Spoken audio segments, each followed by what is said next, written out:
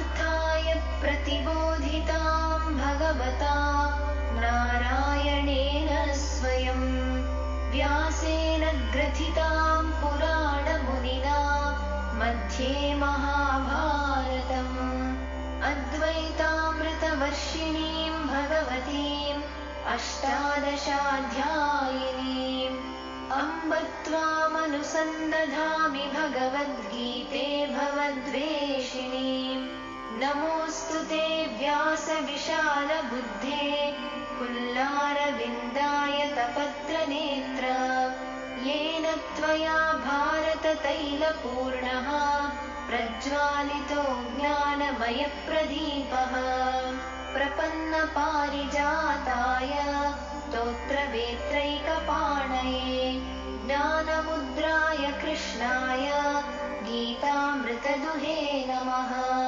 सर्वोपनिषदो गावो दोग्धा गोपालनन्दनः पार्थो वत्सः सुधीर्भोक्ता दुग्धं गीतामृतं महत् वसुदेवसुतं देवं कंसचाणूरमर्दनं देवकी परमानन्दं कृष्णं वन्दे जगद्गुरुं यं ब्रह्मा वरुणेन्द्ररुद्रमरुतः स्तुन्वन्ति दिव्यैस्तवैः वेदैः साङ्गपदक्रमोपनिषदैः गायन्ति यं सामगाः ध्यानावस्थिततद्गतेन मनसा पश्यन्ति यं योगिनो यस्यान्तन्न विदुः सुरासुरगणाः देवाय तस्मै नमः।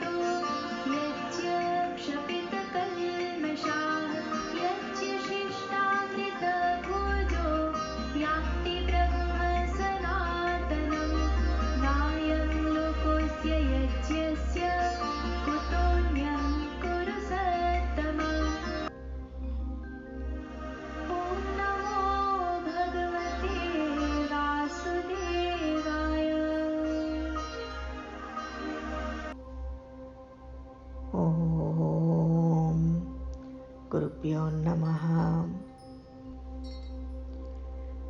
We continue with chapter 4, Jnana Karma Sannyasa Yoga, the yoga of knowledge, of renunciation of action. And here is the essence of the verses 28 to 31.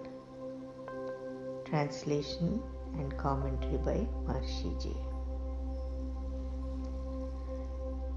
Dravya-yajnaha, tapo-yajnaha, yoga-yajnaha, tadha apare, swadhyaya-gnana-yajnaha, cha yatayaha, samsita-vrataha. Next. Apane juhvati pranam prane, apanam tadha apare, प्राणापानगरी रुद्ध्वा प्राणायामपरायणः. Next. अपरे नियताहाराः प्राणान् प्राणेषु जुह्वति सर्वे अपि एते यज्ञविदः यज्ञक्षपितकल्मषाः. Next. यज्ञशिष्टामृतभुजः यान्ति ब्रह्म सनातनं न अयं लोकः अस्ति अयज्ञस्य कुतः अन्यः कुरु सत्तमा. Here is the English translation. Verse number 28. Some likewise perform yajna by means of material possessions, by austerity, and by the practice of yoga, while other aspirants of rigid vows offer as yajna their scriptural learning and knowledge. Next, others again who are devoted to breathing exercises pour the inward into the outward breath and the outward into the inward, having restrained the course of inhalation and exhalation. Next, yet others, restricting their food, offer breaths into breaths. All these indeed are knowers of yajna, and through yajna their sins are cast away. Next, eating the remains of the yajna, which is nectar, they reach the eternal Brahman. This world, O best of Kurus, is not for him who offers no yajna, much less the world hereafter. I will repeat these again as we go along. Let's come back to verse 27 where we left off. Bhagavan says, others offer all the activities of the senses and of the life breath in the fire of yoga, which is self-control kindled by enlightenment. So here the essence is that self-control is the result of the state of enlightenment. The offering of all the activities of the senses and of the life breath in the fire of yoga is easiest to achieve through transcendental meditation when the mind enters the subtler levels of experience and the activity of all the senses decreases and finally stops.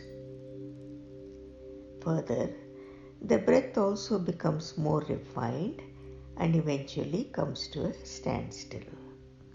And so this is the offering of all the activities of the senses and of the life breath in the fire of yoga.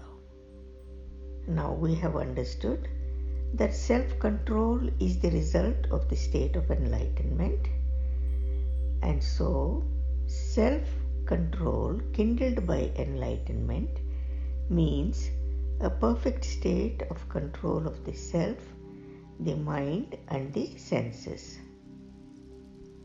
In the state of enlightenment or pure consciousness, in the state of being, the mind and senses are set within themselves without any deviation into the outer world. And this takes place in the transcendental state devoid of any activity. And in cosmic consciousness, the mind remains anchored to the state of being and entertains activity in the outer world in the desired direction. Further, the senses automatically function in the right direction and they follow the pattern of the mind when the mind is in the state of self-control. And here, the fire of yoga has to be lit first, and only then the control follows. And here, yoga is defined as the state of self-control spontaneously created by enlightenment, by the realization of the self in transcendental consciousness, and which also is seen in cosmic consciousness. And in God consciousness, it is the supreme state of enlightenment. And in conclusion, the inner functioning of cosmic life shows spontaneity and precision based on the self-control,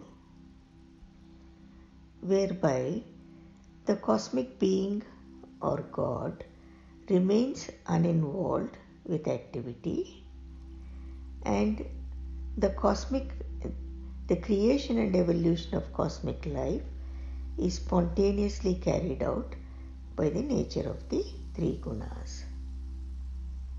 So for the enlightened being, his life is also mirrors the cosmic life.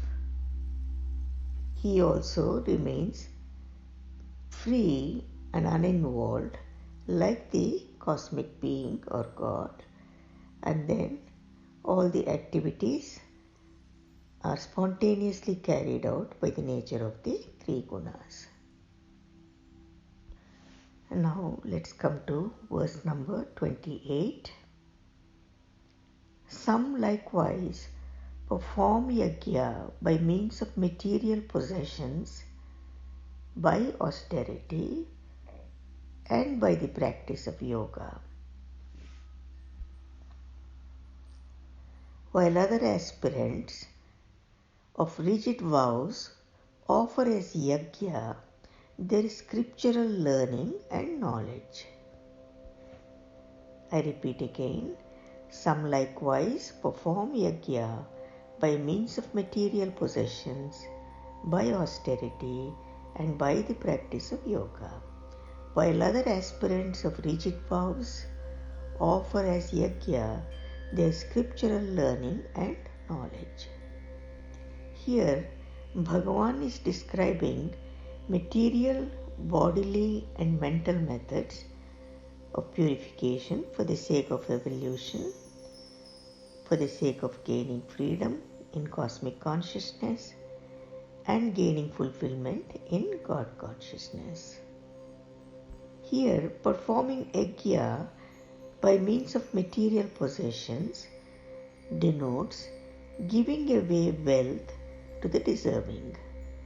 It also means the performance of Vedic rituals by offering sacrificial fires. Again, yajna by means of material possessions denotes giving away wealth to the deserving, and also means performance of Vedic rituals by offering sacrificial fires. To perform yajna by austerity means subjecting the body to heat, cold, and other such sufferings for the sake of purification. And some still perform yajna by the practice of yoga. And yet there are others who offer as yajna their scriptural learning and knowledge, sit and meditate and transcend the field of learning, experience the transcendental being, which is the goal of all learning. Again, what it means by saying the offering as yajna their spiritual learning and knowledge is sit and meditate and transcend the field of learning, experience the transcendent being, which is the goal of all learning. So I will read the verse again so that it's clear in the mind.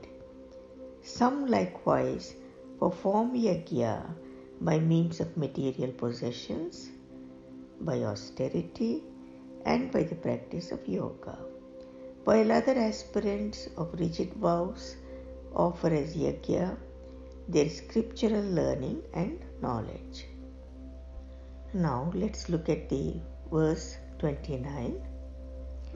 Others again, who are devoted to breathing exercises, pour the inward into the outward breath and the outward into the inward, having restrained the course of inhalation and exhalation.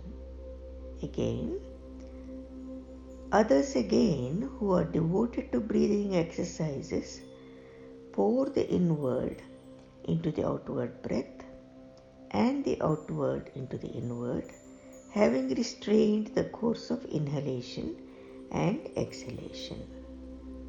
Here, Bhagavan is explaining to Arjuna that there is a class of seekers of truth who try to realize through the process of breathing exercises. And how do they do it? They induce the inward into the outward breath and the outward into the inward breath, thus restraining the course of inhalation and exhalation. This then results in the suspension of breathing, which brings the mind to stillness in the silence of bliss consciousness and simultaneously culturing the nervous system to maintain the state of consciousness. And this is why the practice of breathing exercises is included here as yajna. Here it is important to understand that transcendental meditation also fulfills the requirements of this verse, for during its practice, the outgoing and ingoing breaths quite spontaneously begin to become more shallow. The flow of the outgoing breath becomes less, and the flow of the ingoing breath becomes less. This phenomenon of the simultaneous diminution of both has been described as pouring of one into the other.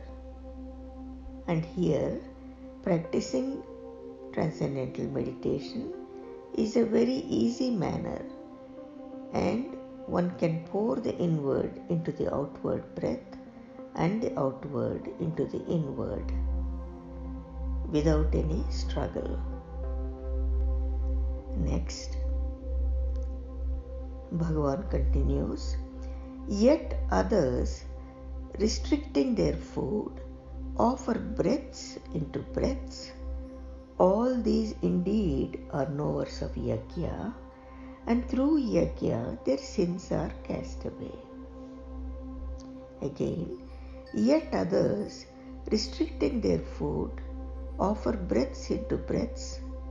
All these indeed are knowers of yajna, and through yajna their sins are cast away.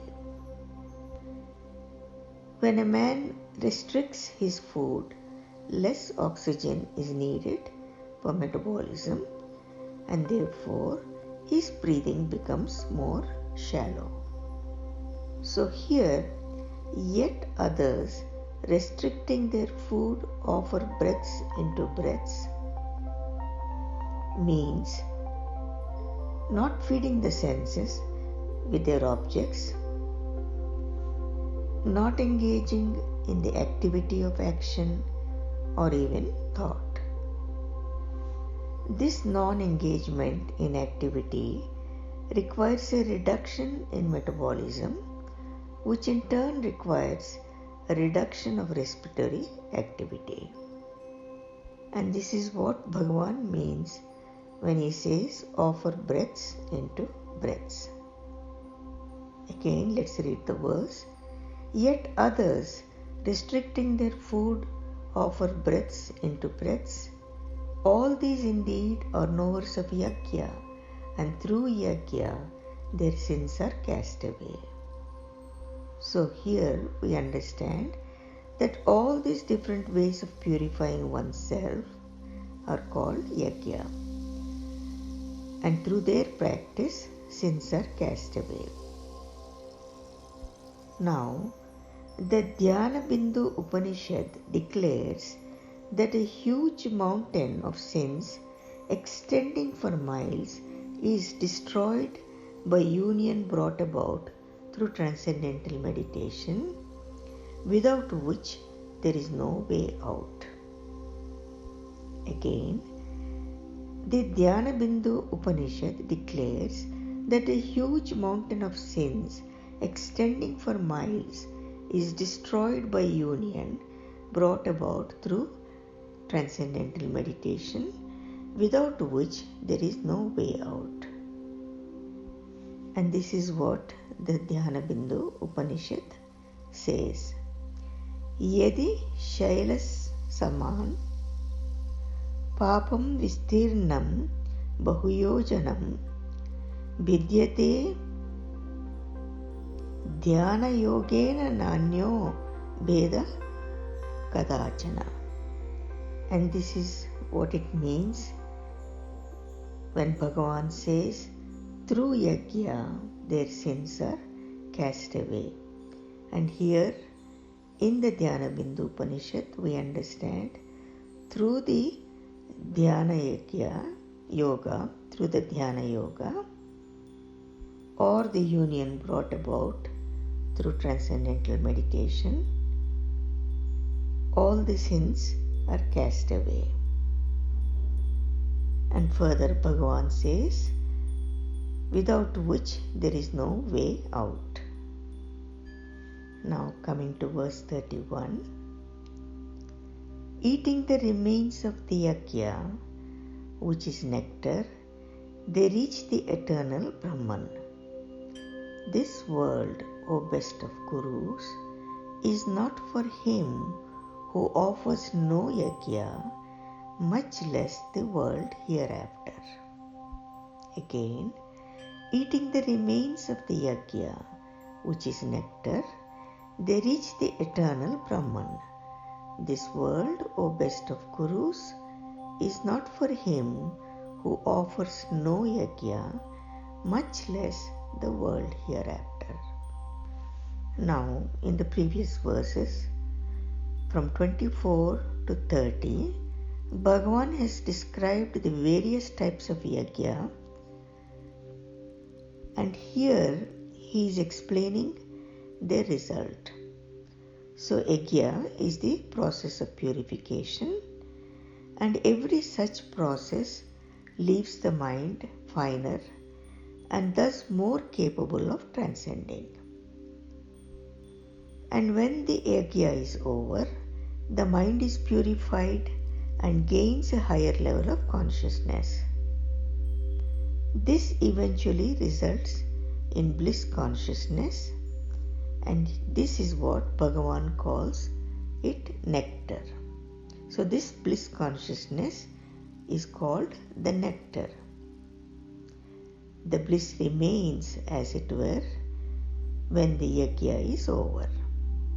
So those who enjoy this bliss, Bhagavan says, they reach the eternal Brahman, because it is this transcendental bliss consciousness that through continued practice develops into cosmic consciousness and eventually into God consciousness. Again, try to understand. Yajna is for purification, and every Yajna, such Yajna, leaves the mind finer and more capable of transcending. So when the Yajna is over and mind is purified, then one is gaining higher level of consciousness. And then this results in the experience of bliss consciousness. And this bliss consciousness is the nectar, which Bhagavan says is the remains of the Yajna. and those who enjoy this bliss reach the eternal Brahman, because it is by this continuing practice that one develops into cosmic consciousness and the God consciousness. And further, Bhagavan says, if a man does not perform yajna, he will be successful neither in this world nor hereafter. And here Bhagavan gives an example. Unless the arrow is fully drawn back on the bow, it does not gain sufficient energy to shoot forward with great force. In the same way, unless the mind is drawn inwards and brought to the extreme limit of its inward march, it does not become dynamic. And unless the mind becomes active and powerful, it certainly will not achieve success in the world. So here Bhagavan shows that the process of purification or yajna is necessary both for success in this world and to gain strength for success in the world hereafter. Finally, of all the yajnas mentioned, the yajna of transcendental meditation is the most effective, for it is a direct means of bringing the mind to absolute purity and enabling it to contact the source of limitless life energy and intelligence. Again, the yajna of transcendental meditation is the most effective, and it is a direct means of bringing the mind to absolute purity. And it enables to contact the very source of limitless life energy and intelligence, which is the Atma or the being. Now let me read the verse again. Eating the remains of the yajna, which is nectar, they reach the eternal Brahman. This world, O best of Gurus, is not for him who offers no yajna, much less the world hereafter. Here ends the essence of the verses 28 to 31, chapter 4, Jnana Karma Sannyasa Yoga, the yoga of knowledge over renunciation of action. Translation and commentary by Maharishi Ji. Now I will add a few words. I want to try and bring more clarification on the nervous system and the being. And again, whatever I say is based on the knowledge given by Maharishi Ji in some other context. Here we are trying to understand the importance of the nervous system in being a perfect reflector for the consciousness from the being. Further modification and culturing of the nervous system so that it is capable of experiencing or having the awareness of both the relative and the absolute at the same time. Now here, nervous system means it includes the brain, the spinal cord, the nerves, the whole of the nervous system, the mind, and also the very subtle nadis. The nadis are said to be the junction points in this infinite network of communication. Then we understand that this nervous system can be both structural and also material, where there are all these chemicals the neurochemicals, endorphins, and also the byproducts of metabolism, etc., they all become an integral part. Now in the structure, there is also the gross structure of the organ, whether it is the brain, the spinal cord, and also the protecting structure, like we know there is the skull and there is the vertebral column. There are several joints to allow for the mobility and the flexibility, and also give the stability. Now let us look at the being. The being is referred to as Sat Chit Ananda, which means absolute consciousness bliss. Sat Chit Ananda, absolute consciousness and bliss. And this is the three expressions of the three values of being, which is actually attributeless. That means it has no attributes, but the expressions are the absolute consciousness and the bliss.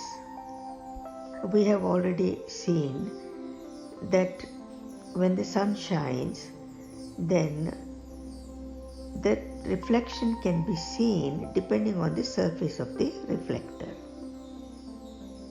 So it can be seen in a clear pond, clear and still pond, or on a mirror, or on some shiny object.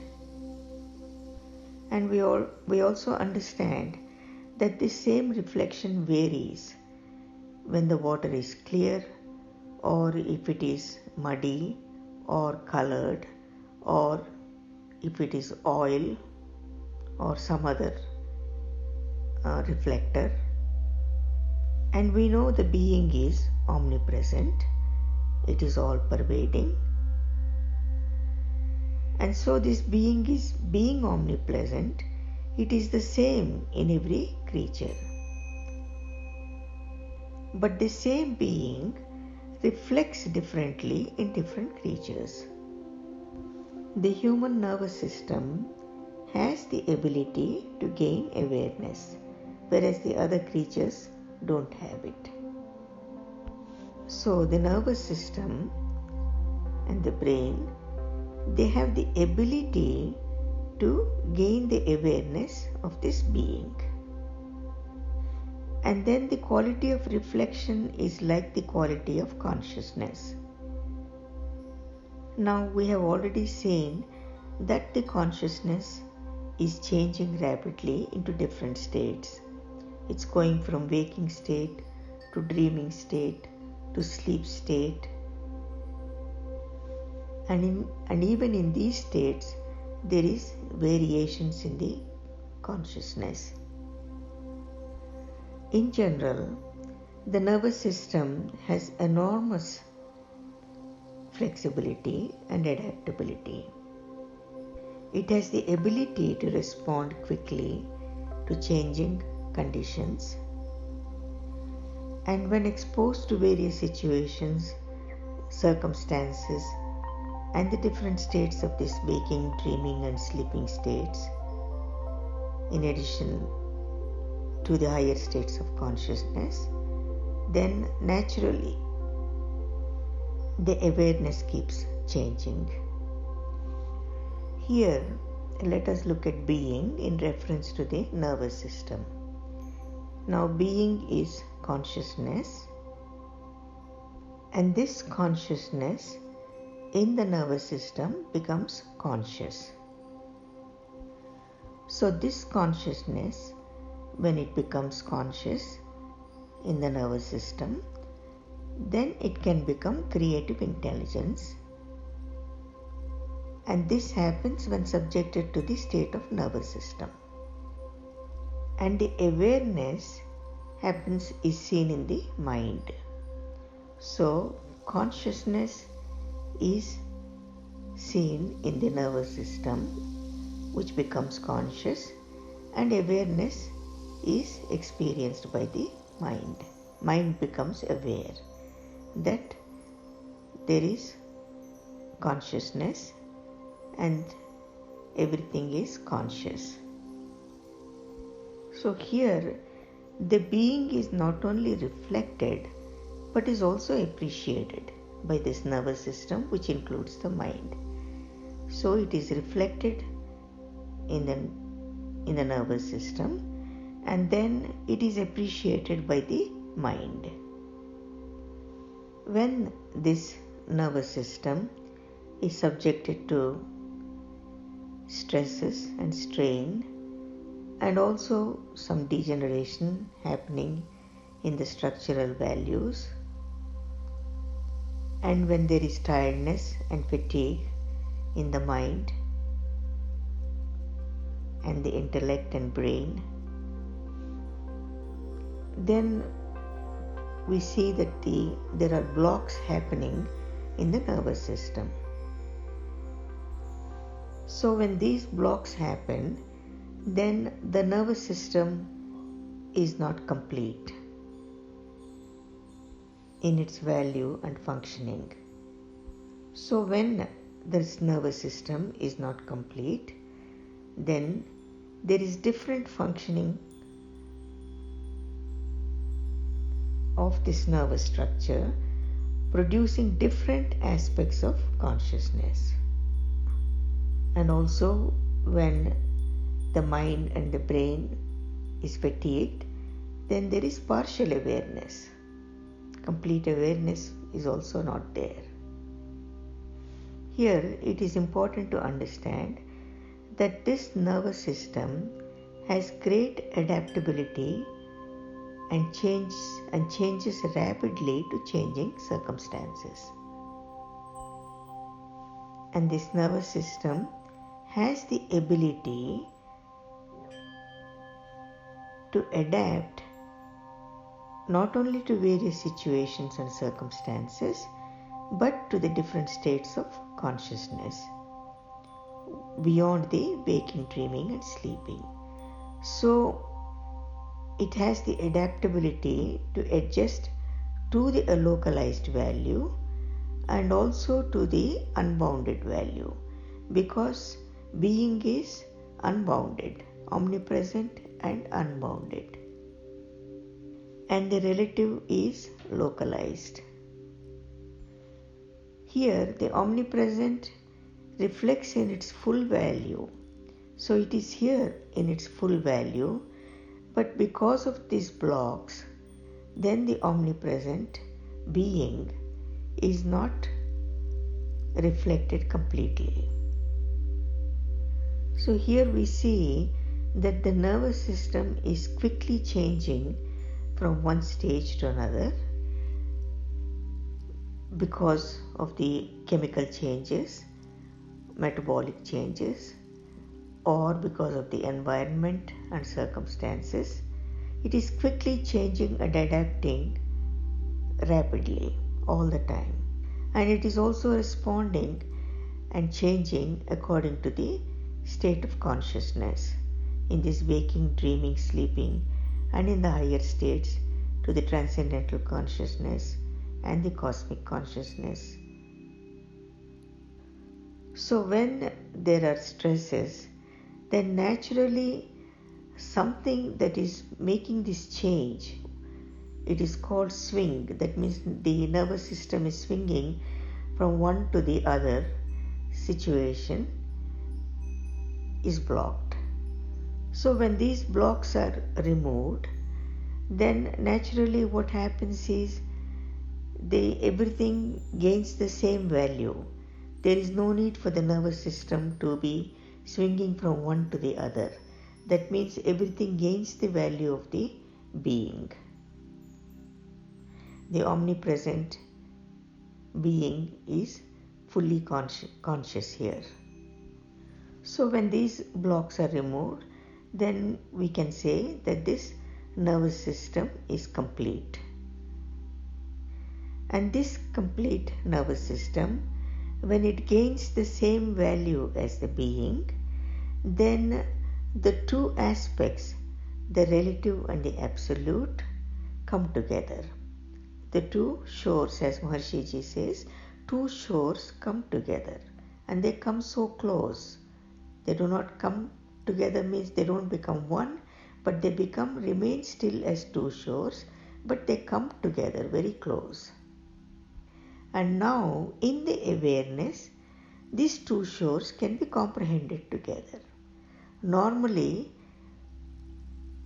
only the relative states of consciousness are appreciated by the mind, the waking, dreaming and sleeping. It does not know how to appreciate, it is not aware of the cosmic, of the transcendental consciousness. But when the two shores come together, then the mind is able to comprehend two together. Here, why do we see these different states? And these different states seem to be so different because of the different awareness in the relative and the absolute bliss consciousness. So it is the repeated exposure to the being that allows both the consciousness to come together, both the relative and the absolute to come together.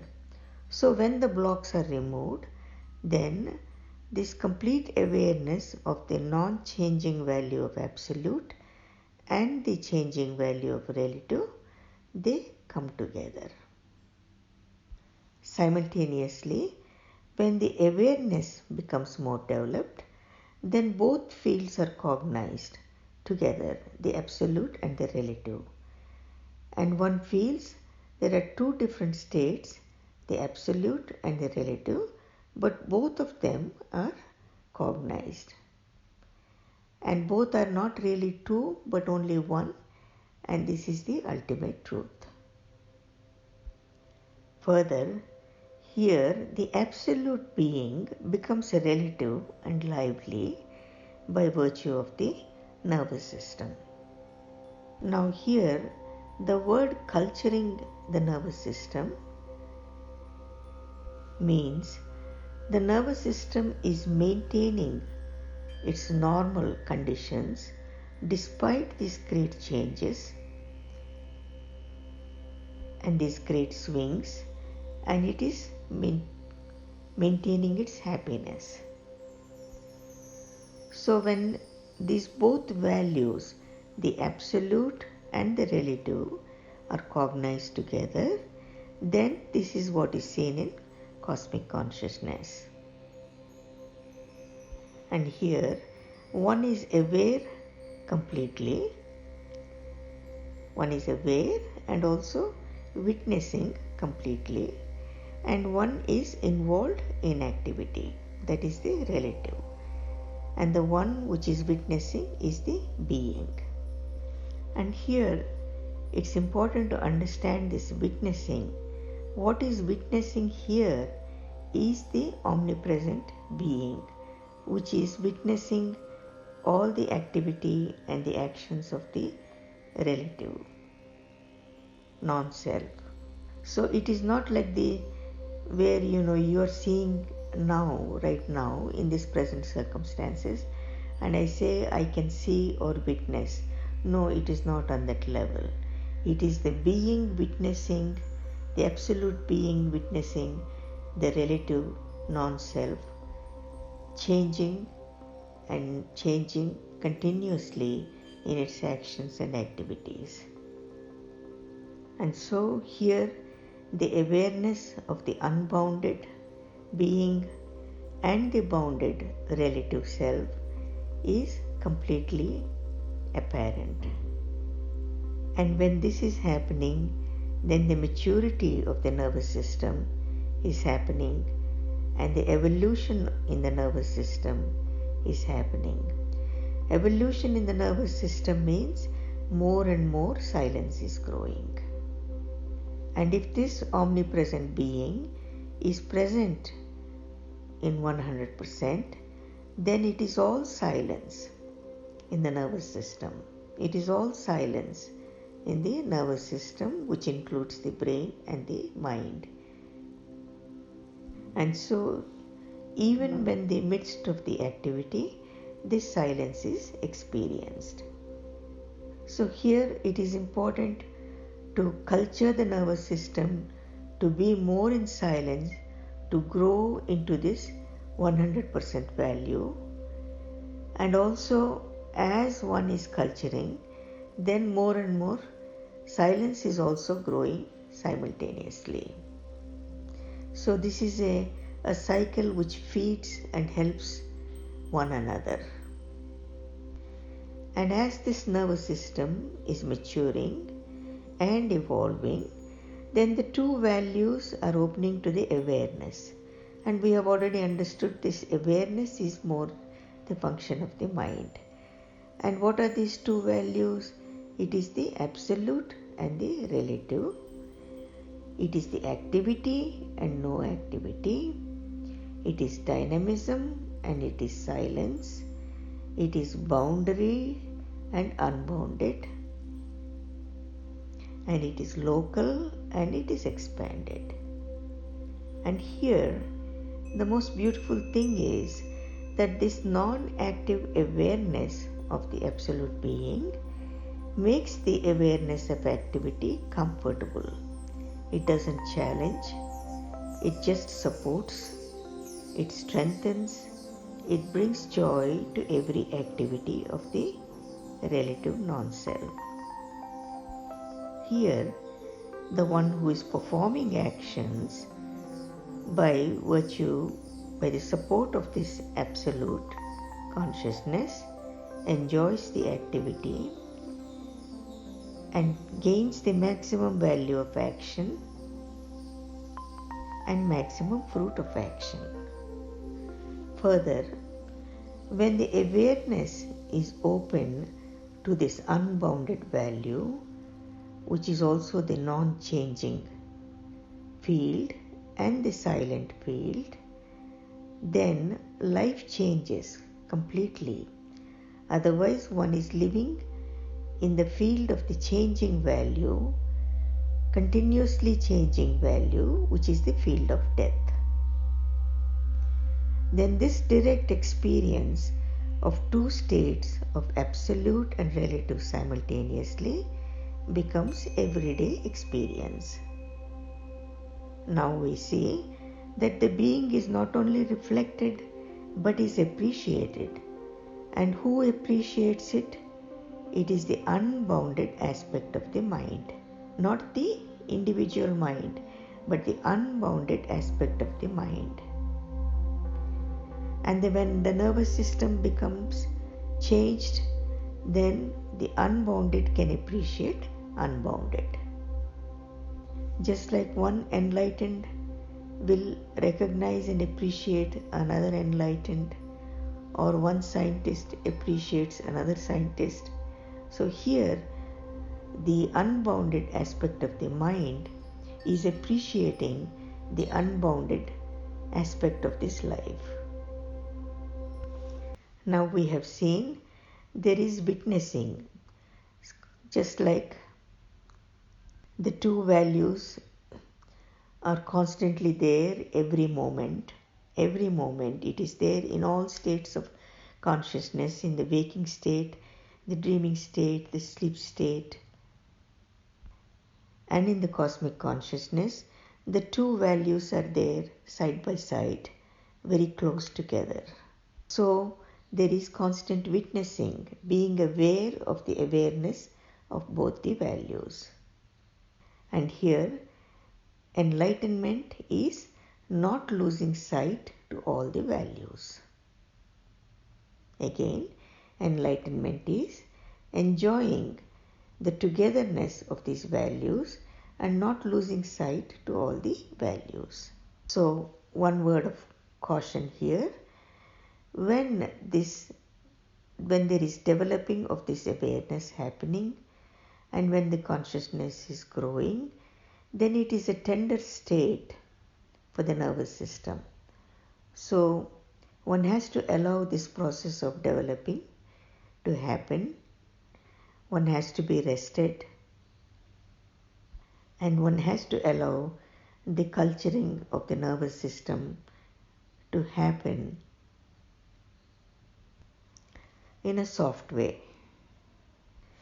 I would just take a minute to just say it is beyond comprehension, this cosmic consciousness, because as the self, you are witnessing everything, the movement of your hair, the movement of your eyelids, and you breathing, every little act, your fingers moving, and all the activities and functioning within the body and also outside the body and everything around you is so cognized and so much aware that you don't miss anything.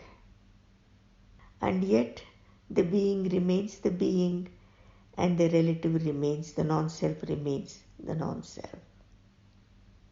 And this is where the separation of the activity is so clearly seen, separation of the actions and activity is so clearly seen that you clearly understand that it is all the play of the gunas. And the being is the being. And you are the being. Jai Gurudev. Loka samasta sukhino bhavantu.